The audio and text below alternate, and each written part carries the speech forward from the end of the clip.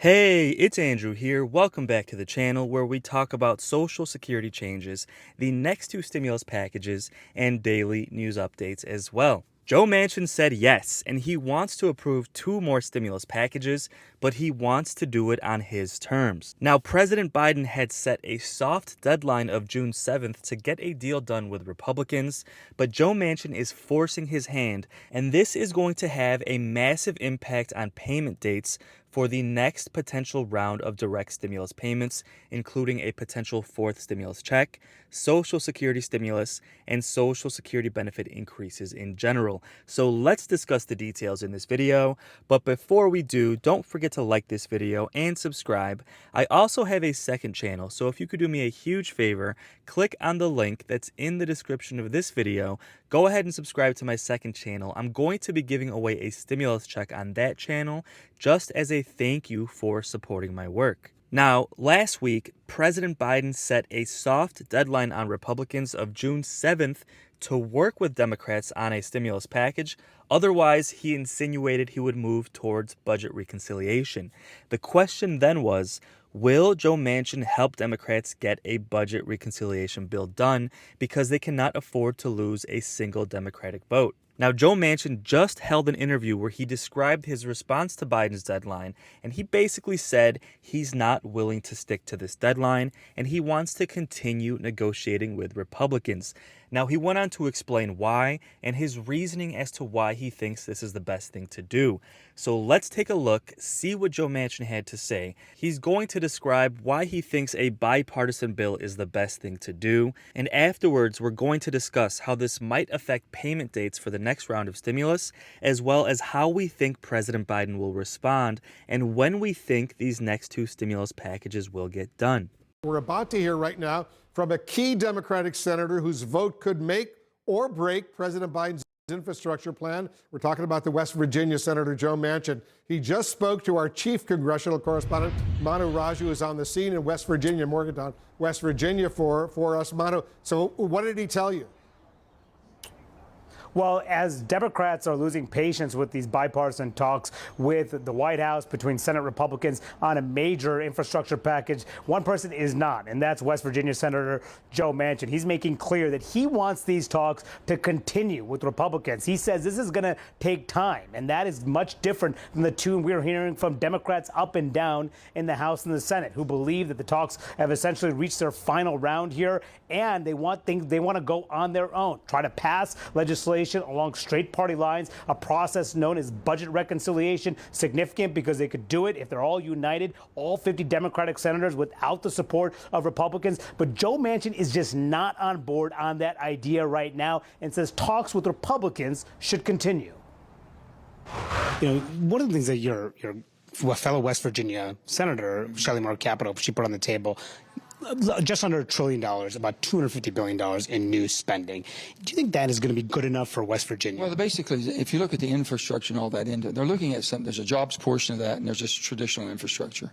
So if they're going to split that apart, and they've talked about doing that too, I haven't gotten intricately into that with the White House yet, and I'm glad that Shelley's doing, and she's doing a great job out there trying to find that sweet spot, if you will. So she'll report back. She's part of our G20 group, 10 Democrats, 10 Republicans. She'll report back next week. We'll see where she is on this and what we can do to assist and help get it over the line. It needs to be done.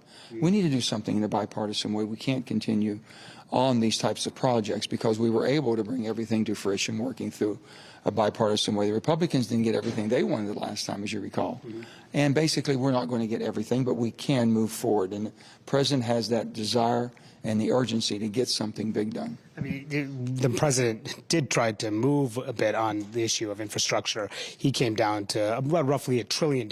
He also said that there could be a 15% corporate minimum tax coming off of what he proposed before on the corporate tax, which you have been concerned about. But I guess my question is, to you, these negotiations have been going on for quite some time. Is this sufficient amount of negotiations right now that you're saying, okay, if they don't get a deal, it's time for Democrats to move on their own? My friend, this is the United States Senate, the most deliberate body in the world, and it was by design. And these take time. You just can't. I know everyone's in a hurry right now. If anyone understands the process, it's President Joe Biden with 36 years of experience or more here. He understands it and gets it well. I hope his staff understands it also, what we're trying to do. We've got to bring our country together. We can't continue to split and go further apart. We just can't do that. And we've got to work together, and that takes a lot of time and energy and patience. So he's making it very clear there, Wolf, that it is key for these negotiations with Republicans to continue. So if you're a Democratic leader like Chuck Schumer and you're looking at your caucus and you're determining whether or not they should try to essentially pull the plug, you're at the White House and then we should move on our own. You're looking at what Joe Manchin is saying right there, saying he's not ready to do that. He's saying give these more time. And remember also earlier this week, Wolf, when President Biden essentially called out Joe Manchin, saying Joe Manchin, he didn't say Joe Manchin by name, but he was clearly referring to both Manchin and Kyrsten Sinema, saying they vote more with Republicans than with Democrats, which also is not true, but he did call out Joe Manchin. I did ask Manchin about that, and he said that comment was taken out of context. And he said he had spoke with the White House about it afterwards. So the first time we're hearing him about that, he didn't seem too concerned about the criticism that President Biden seemed to be leveling against him, but he is concerned about the idea of Democrats moving on their own, which will be an important signal for the White House as they decide whether to keep negotiating or whether to try to just do something with Democrats. But here, one key Democrat says, keep talking, Wolf. Now, Democrats have been negotiating with Republicans for months, and Biden came out and gave a soft deadline of June 7th to get a deal moving. Otherwise, they were going to move forward with budget reconciliation. Now, Joe Manchin just said that deadline is not going to work, and we need to keep giving these negotiations time. He himself did not give a deadline, but he said these things take time. We need to be patient, even though it's already been a couple of months and nothing has gotten done. Now, the White House responded, Joe Biden himself responded, and they basically backed off of that June 7th deadline. And this just goes to show how much power Joe Manchin has in these stimulus negotiations. This one man, Joe Manchin, the senator from West Virginia, has completely changed the deadline of June 7th. And honestly, now there really is no deadline, and President Biden is basically forced to work with Republicans. But at some point, Biden is going to have to make the move and just go towards budget reconciliation and put the pressure on Joe Manchin. Now, Joe Manchin defended himself, and he said, you know what, I've always voted as a moderate, nothing's changed, and I don't want to give in just because Democrats want to approve more stimulus. Now, a lot of people have been asking in the comments, why? Why is Joe Manchin doing this if he technically is a Democrat? Well, it all comes down to the state that he represents. West Virginia is actually a really Republican state, and generally the Republican candidate tends to win the presidential election, but somehow Joe Manchin keeps winning the Senate seat elections in that state. So even though he's a Democrat, he represents West Virginia, which is a really conservative state. So Joe Manchin is constantly threading the needle of voting with Democrats on most things, but when it comes to some serious issues, he votes with Republicans as well. Things like abortion, gun control, and of course things like fiscal spending, like stimulus. He has a hard time getting on board because a lot of conservative voters do not want the government to spend so much money. But guys, that is his reasoning. Let me know your thoughts in the comments below. Personally, I want to point out the fact that this criticism is warranted because we need more stimulus approved. At the same time, so far this year, Joe Manchin has mostly voted with Democrats. So he does mostly vote Democrat, even though Biden criticized him, saying that he votes more with Republicans. That technically isn't true. However, stimulus and Social Security benefit increases is something that we need Joe Manchin to get on board with. So in my opinion, if he doesn't get on board, we need to put pressure on him, use budget reconciliation, and honestly, if he's not willing to do so, he honestly needs to be voted out. And let me know in the comments if you agree. It is honestly ridiculous that this one person is standing in the way of getting these next two stimulus packages done and potentially even getting Social Security changes done as well. Now, again, this first stimulus bill is going to focus on infrastructure. It's not expected to have any direct payments, but it is going to have funding for affordable housing as well as funding for senior care. But the negotiations of this first package will affect the second stimulus package, the American Families Plan, which we do expect to have potentially a fourth round of stimulus checks, monthly checks for families, and hopefully monthly checks for Social Security beneficiaries as well. Now, if Democrats can unite on this first stimulus package, it's going to be a really good sign that they are united and they can get a second stimulus package done as well. Now, if they don't unite and Joe Manchin is not willing to get on board, that's going to be a really bad sign for the next stimulus package. And this will affect, first of all, whether it gets done or not at all, period. Because if Joe Manchin doesn't get on board, I really don't think Democrats will be able to get another stimulus bill done. Now, even if he is willing to get on board, if he takes too long, these payments will be delayed. Now, currently our best case scenario is Democrats move towards budget reconciliation now, get that done in about the next 30 days, and then immediately start working on the next stimulus package, hopefully getting those things done by the beginning of October. Now, if Joe Manchin continues to delay negotiations and delay the budget reconciliation, we might not get the next payments until early 2022 because Joe Manchin continues to want to work with Republicans. So this is how Joe Manchin is affecting payment dates for Social Security increases, Social Security stimulus, and potentially a fourth round of stimulus checks. He continues to delay budget reconciliation because he wants President Biden to continue working with Republicans. Now, Joe Biden understands that he needs to try and make Joe Manchin happy, so he continues to do so, but it's unclear at what point will Joe Biden just move on with budget reconciliation because he set a deadline of June 7th. Joe Manchin basically canceled that deadline, and Joe Biden said, all right, you know what, we're going to keep working with Republicans. At what point is Joe Biden going to put his foot down and just move forward and get this thing done?